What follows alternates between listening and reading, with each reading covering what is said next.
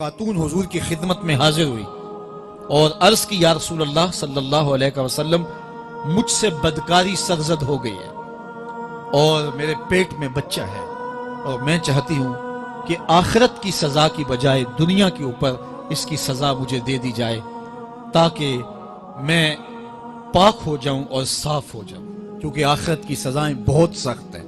अल्लाह के महबूब अलैहिस्सलाम ने जिब्रील अमीन से एक दिन पूछा था, मुझे जहन्नम के अजाबों का जिक्र सुनाओ। तो अर्ज की या रसूल अल्लाह सल्लल्लाहु अलैहि वसल्लम, हल्का तरीन अजाब ये है कि जहन्नुमी के पाँव में आग के जूते रखे जाएंगे, बाकी उसके पूरे बदन पे आग नहीं होगी, सिर्फ आग के जूते उसको पहनाए जाएंगे। लेकिन उसकी हिद्दत, गर्मी और शिद्दत इतनी होगी, यगली मिनहुमा दमागुहु, उसकी शिद्दत से उसका दिमाग पिघल कर नाक और कानों के जरिए से बाहर आना शुरू हो जाएगा। ये सबसे हल्के अजाब की कैफियत है।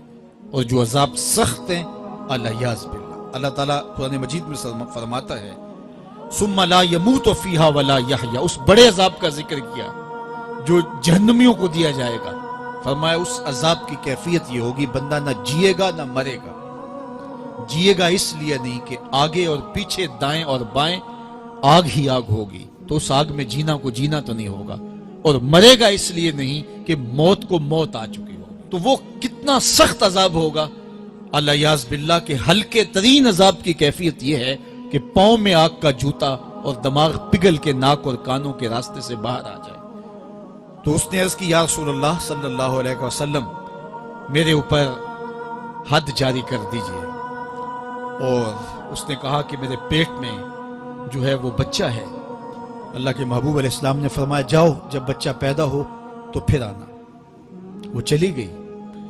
तो जब बच्चा पैदा हुआ तो गोद में उठाए फिर हुजूर की खिदमत में हाजिर हुए और अर्ज की, या रसूलल्लाह, ये है बच्चा जो मैंने गुनाह किया था, बदकारी की थी, आज ये उसकी निशानी है। तो अल्लाह के महबूब अलैहिस्सलाम ने फरमाया कि इसे ले जाओ और इसे दूध पिलाओ, और जब ये कुछ खाने पीने लग जाएगा तो फिर आना। कुछ दिनों के बाद वो दोबारा हाजिर हुई और उसने उस बच्चे के हाथ में रोटी का टुकड़ा दिया हुआ था और अर्ज की, या रसूलल्लाह, देख लीजिए अब ये रोटी खाने लग गया है। अल्लाह अकबर। तो अल्लाह के महबूब ने फरमाया, इन्हें ले जाओ और जाके इन्हें संसार कर दो। उसकी ये हद बनती थी, उसको संसार किया और उसने खुद ये सजा अपने लिए कबूल की। तो ये बात जहन नशीन कीजिए कि ये वो लोग थे कि जिनसे कभी कोई गुनाह सरजद हो जाता तो वो जल्द तौबा करते, और उसकी बड़ी से बड़ी हद और सजा भी होती तो वो भी काटने के लिए तैयार हो जाते। मैं और आप देखें कि हमारी जिंदगी में अगर गुनाह है और हमें सच्ची तौबा की तौफीक भी नसीब नहीं है और आइंदा ना करने का अज़्म मुसम्मम हो, पक्का इरादा हो कि ये गुनाह जिंदगी में दोबारा नहीं करूंगा, अलग बात है कि फिर दोबारा उससे सरजद हो जाए। लेकिन जब वो तौबा कर रहा हो तो उस वक्त उसका पुख्ता आज़म हो और उसके दिल के किसी गोशे में ना हो कि चलो मैं तौबा कर लेता हूं और फिर हो गया तो फिर कर लूंगा। पक्का आज़म हो कि दोबारा ये गुनाह नहीं करूंगा। और अगर जुबान से तौबा तौबा कर रहा हो और दिल में हो कि ठीक है, ये तो सुबह भी मुझसे अमले बद सरजद होना है, तो अल्लाह ताला से ये मजाक करने वाली बात है। और अल्लाह ताला से जो मजाक करता है वो कहाँ खड़ा है वो खुद सोच ले। वो क्या किसी ने कहा था कि तौबा की, फिर तौबा की, फिर तौबा करके तोड़ दी, मेरी इस तौबा पे तौबा तौबा तौबा कर उठी। तो ऐसी तौबा नहीं है कि जो रस्मन किसी मजलिस में चले गए, किसी इज्तिमा में चले गए तो सब लोगों ने तौबा तौबा की तो वो भी तौबा तौबा करता रहा, लेकिन उसका अज़्म मुसम्मम पुख्ता इरादा नहीं था गुनाहों को छोड़ने का। तो ये तौबा नहीं, ये मजाक है। इसलिए अल्लाह के हुजूर सच्ची तौबा ये है कि माँ कबल के गुनाहों से मिट्टी के घरौंदे पांव पे बनाता है और उन्हें मिस्मार कर देता है।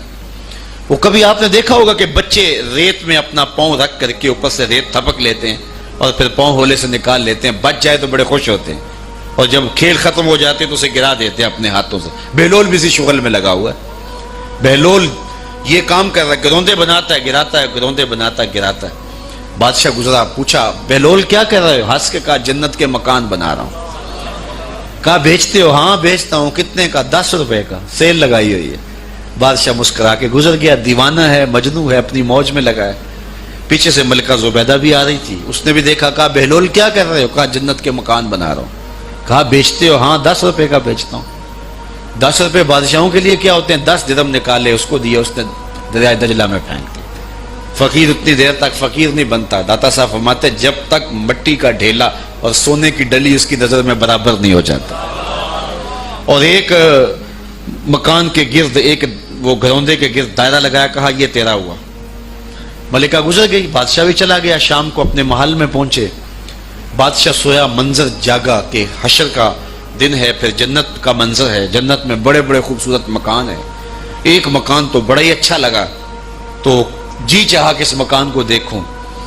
تو جب قریب گیا تو دروازے پہ لکھا تھا ملکہ زبیدہ.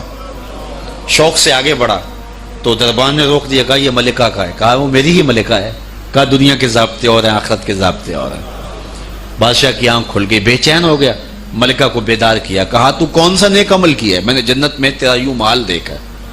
ملکہ کہنے لگی وہی معمول کی نمازیں, وہی سب کچھ, کوئی نیا کام تو میں نے کیا نہیں. ہاں یاد آیا, کل گزر رہی تھی, دجلہ کا کنارہ تھا, وہ جسے لوگ مجذوب کہتے ہیں, وہ جو دیوانہ کہلاتا ہے, وہ بہلول, وہ جنت کے محل کہتا تھا, وہ بنا رہا تھا. میں نے کہا چلو کوئی بات نہیں, فقیر ہے, 10 روپے کیا ہوتے ہیں.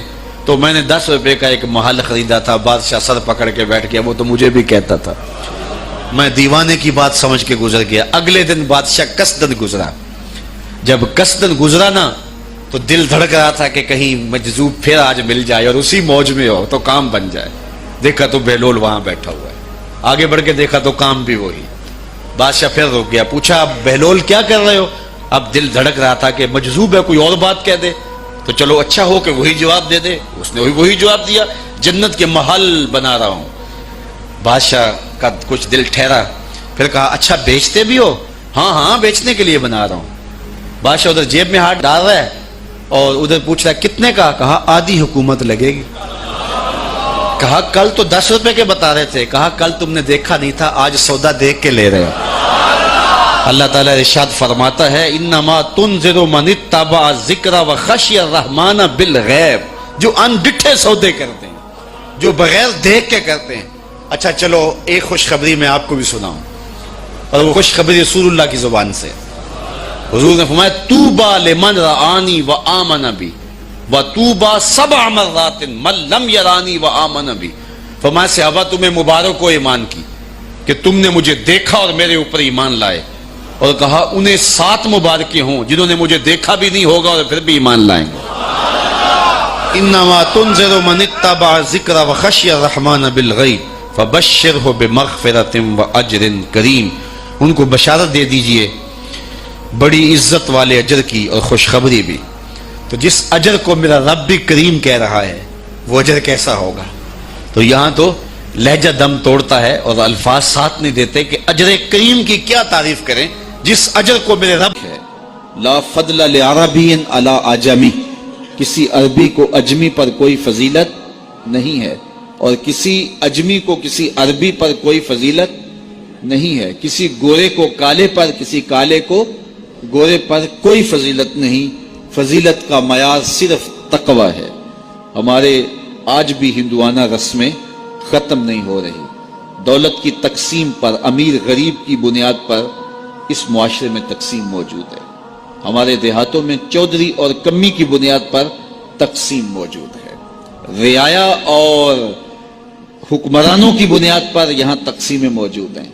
لیکن میرے اور آپ کے آقا و مولا نے قیامت تک آنے والی انسانیت کے لیے جو منشور دیا وہ یہ تھا کسی عربی کو اجمی پر کوئی فضیلت نہیں, کسی اجمی کو عربی پر کوئی فضیلت نہیں, کسی گورے کو کالے پر کوئی فضیلت نہیں. کیونکہ کالے رنگ بھی اللہ نے بنائے ہیں, گورے رنگ بھی اللہ نے بنائے. حکیم لقمان رنگ کے کالے تھے اور صورت اچھی نہیں تھی. تو کسی نے ان سے پوچھا کہ آپ اتنے بدصورت کیوں ہیں؟ تو حکیم لقمان نے کیا جواب دیا؟ کہا آپ شکل میں نقص نکال رہے ہیں یا شکل بنانے والے میں نقص نکال رہے ہیں؟ تو وہ خاموش ہو گیا. اللہ اکبر. تو یہ اللہ نے بنایا ہے نا, اس نے کانٹا بھی اس نے پیدا کیا ہے, پھول بھی اس نے پیدا کیا ہے, چہروں کی رنگت اس نے بنائی ہے, کسی میں کوئی رنگ بھر دیا, کسی نے کوئی رنگ بھر دیا. تو رنگوں کی بنیاد پر, نسب کی بنیاد پر کوئی افضل, کوئی اشرف, کوئی اعلیٰ, کوئی بد, یہ نہیں ہے, بلکہ معیار جو دیا گیا وہ کیا تھا؟ تقوی. ان اکرمکم عند اللہ اتقاکم, جو زیادہ متقی ہے اللہ کے نزدیک وہی معزز ہے, وہی معتبر ہے. پھر حضور علیہ الصلوۃ والسلام نے عورتوں کے بارے میں تاکید کی کہ وہ تمہاری زیر دست ہیں, ان کی ملک کچھ نہیں ہوتا اور کمزور ہیں, ان کے بارے اللہ سے ڈرنا. اور حضور نے ان کے ساتھ حسن سلوک کرنے کی وصیت کی. پھر غلاموں کے ساتھ حسن سلوک کرنے کا حضور نے درس دیا کہ جو خود کھاتے ہو وہ انہیں کھلاؤ, جو خود پیتے ہو انہیں پلاؤ, جو خود پہنتے ہو انہیں پہناؤ. بعض لوگ ملازم کو, ماتحت کو جو ہیں وہ ہلکے کپڑوں میں کسن رکھتے ہیں تاکہ پتہ چل جائے کہ یہ غلام ہے, یہ ملازم ہے اور ہم باس ہیں. حضور علیہ الصلوۃ والسلام نے ان 3 چیزوں کی تاکید کی. پھر حضور نے ہمسایوں کے حقوق کے حوالے سے بات کی, اور صحابہ فرماتے ہیں کہ اتنی بار حضور نے تاکید کی کہ ہمیں یہ گمان ہوا کہیں وراثت کے اندر حقدار نہ ٹھہرا دیا جائے. تو ہمسایوں کے حقوق کے حوالے سے حضور نے تاکید ارشاد فرمائی. پھر حضور نے 3 باتوں کی تاکید فرمائی. پہلی بات, عمل میں اخلاص پیدا کرو, چونکہ عمل کا خلوص ہی قبولیت کا سبب و ذریعہ ہے. اگر عمل میں خلوص نہیں تو کچھ بھی پلے نہیں ہے. دوسری بات, حاکموں کو وصیت کرنا, جو بادشاہ وقت ہوں, حاکم ہوں, ان کو خیر کی بات کہنا, ان کو بتانا, ان کا قبلہ درست کرنے کی کوشش کرنا, یہ ذمہ داری ہے قوم کے اوپر. تیسری بات کی حضور نے یہ وصیت فرمائی, لزوم و جماعت المسلمین, مسلمانوں کی جماعت سے الگ نہ ہونا, الگ الگ ٹولیوں میں نہ بٹنا, لابیاں نہ بنانا, گروہ بندیاں نہ کرنا, جماعت کے ساتھ جڑ کے رہنا, فرقہ بندی سے بچنا اور جماعت وحدہ کا ساتھ دینا. حضور نے فرمائی, تابعوا السواد الاعظم فإنہ من شذ شذ فی النار, جو بڑی جماعت ہے, سواد اعظم ہے, ان کے ساتھ رہنا, جو ان سے بچھڑ گیا وہ جہنم میں ڈالا جائے گا. در ماہی دا چھوڑی ناہی, نہیں تے ہو جاویں گا روگی, جیڑی بکری اجڑوں وچھڑی او بگیاڑا جوگی. اس لیے لزوم و جماعت المسلمین, مسلمانوں کی جماعت کے ساتھ قائم رہنا. پھر حضور علیہ الصلوۃ والسلام نے فرمایا, اے امت مسلمہ, میں تمہیں لاوارث نہیں چھوڑ کے جا رہا, میں تمہارے اندر 2 بھاری چیزیں چھوڑ کے جا رہا ہوں, اور اگر تم ان کو مضبوطی سے تھام لو گے, میں ضمانت دیتا ہوں تم کبھی بھی گمراہ نہیں ہوگے. ایک اللہ کی